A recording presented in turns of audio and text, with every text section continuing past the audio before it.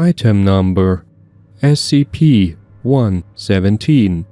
Object class Safe. Special containment procedures. SCP-117 is to be kept in the small leather pouch it was found in, unless in use or in current study. Any personnel deemed mentally fit may enter the containment cell of the SCP, though if they are suspected to be trying to remove the SCP without permission, they are to be searched, and if that is the case, they are to be reprimanded. The door to the containment cell should remain locked, and the guard posted only when the object is in use. Description: the item appears to be a regular multitool of unknown make and brand, found in Florida. At first glance, only the normal tools are found: screwdriver, knife, can opener, etc. But if the user is faced with a task, regardless of what tool the subject intends to pull out and use, a tool perfectly fitted for the job will take its place, regardless of spatial quantities that are being broken by the tool. All other tools always seem to be present, though after the task is completed and the tool closed. Unless faced with a task requiring that tool again, the tool cannot be found on the tool again. Addendum: those with level 2 security clearance should see document number 117B. Document number 117A. Effects of usage. After countless uses and testing with the SCP, it has been discovered to cause harm and possible death to the user by means of absorbing iron, copper, calcium and zinc from the user's body as long as the user is touching the device. Gloves seem to have no curbing effect on this, and the rate of absorption seems to depend on the tools used or created by SCP-117. It is advised that only Class D personnel are used in conjunction with this SCP to prevent deaths or injury of researchers.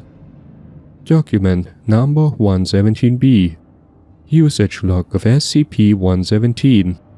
Redundant entries not entered unless they exhibit different results. Situation and corresponding tool produced by the SCP are recorded. A loose screw and a metal blade. Screwdriver, though not the standard screwdriver. A nail barely in a piece of timber. Standard hammer. A piece of timber with proposed cut lines drawn. An electric saw which needed no outside power source. A piece of bulletproof glass. An unknown laser cutting tool which needed no outside power source. SCP. A bloodied combat knife. An agent with a broken bone. A small item with a trigger which when pulled emitted an odd radiation, instantly healing the injury. Class D personnel fit for execution. Data expunged. Communication needed with SCP-363.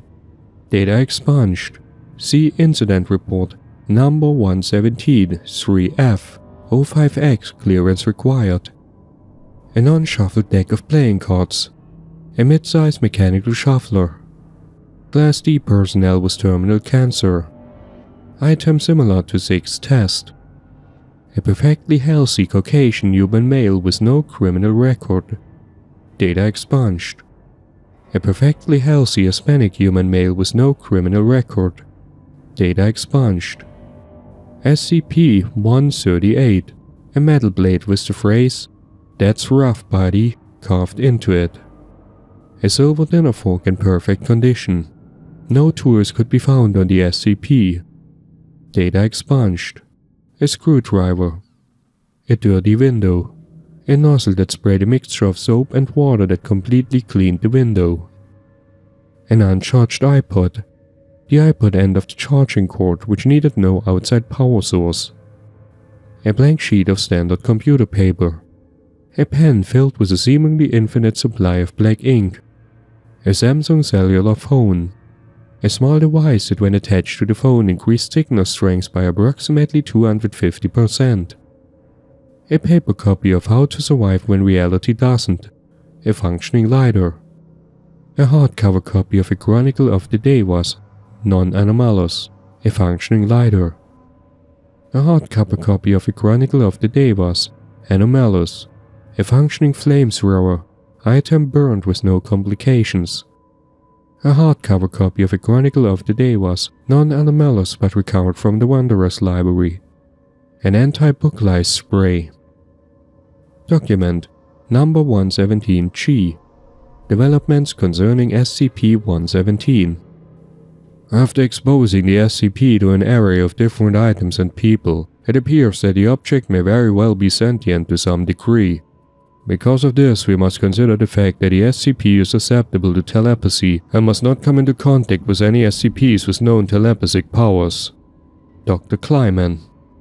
The above was a transcript of the personal notes of Dr. Kleiman, who seems to have taken a harmless interest in the object. Testing with other SCPs is suspended as of 16 September. Note: Number 117-1, 4th May. Testing is suggested for SCP-882 and under consideration by Dr. Kleiman. Note number 117-2, 19th June 2000. Further biological testing is halted by Dr. Kleiman after incident number 117-4A. The SCP is still fit to be used for any repairs around the facility, as long as the SCP is followed by one or more armed guards briefed in the proper use of the SCP. Note: Number 117-4, 21st June 2000. After much consideration, I must deny testing of SCP-117 with SCP-882. The risk of damaging SCP-882 is simply too great to overlook. Dr. Kleiman. Note: Number 117-26, 16th September. After incident number 117-3F, I am forced to put a stop to all testing of SCP-117 in conjunction with other SCPs. The risk of total loss of containment is far too great. All biological testing is to be halted until a later date, as the results so far have proved varying, and there is a limit of Class D staff available for my research. Dr. Kleiman. Note: Number 117-27, 20th July. Biological testing resumed by Dr. Kleiman with mixed results. Testing of SCP-117 with other SCPs under reconsideration by O5, though it seems unlikely further testing will occur. Note: Number 117-28, 20th March. Testing is suggested for SCP-682.